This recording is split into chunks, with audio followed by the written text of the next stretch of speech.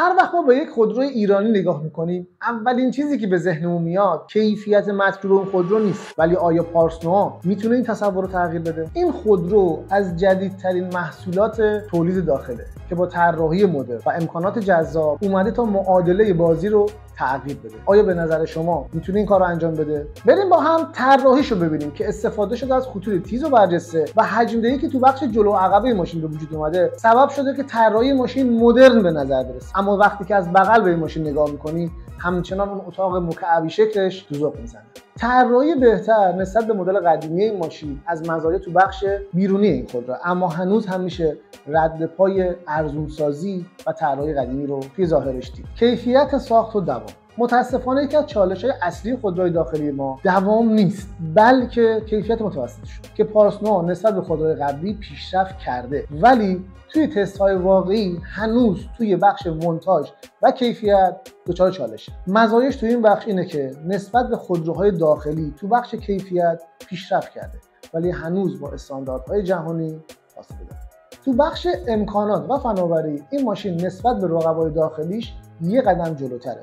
استفاده شده از کلاستر دیجیتال، صفحه نمایش لمسی و پنل تهویه دیجیتال. کروز کنترل و سنسورها هم داره، اما از نظر کیفی تو بخش نرم افزاری یکم مشکل. فنی این ماشین هم برای ما آشناست. استفاده از موتور ME16 یا موتور T5 پلاس که 115 اسب بخار قدرت، 147 نیوتن گشت‌آور داره که مصرفش هم مناسبه، که قراره از گیربکس 5 سرعته دستی شاهین برای خودرو استفاده بشه که هماهنگی خوب این موتور گیربکس میتونه سواری خوبی رو توی این کلاس به راننده ارائه بده. مزایاش اینجا مصرف سوخت مناسب و موتور کم استهلاکشه و معایبش میتونه نقص انتقال قدرت تو دورهای بالا باشه. پارس نوآ قراره که با قیمتی حدود 800 میلیون تومان وارد بازار بشه. این قیمت برای خودروهای داخلی مناسب، اما تو این رنج قیمت یه سری خودروهای چینی هستن که از نظر کیفیتی از این ماشین بالاتر. اینجا یه نکته وجود داره. اگر خاطره خوب L90 توی پارس نوآ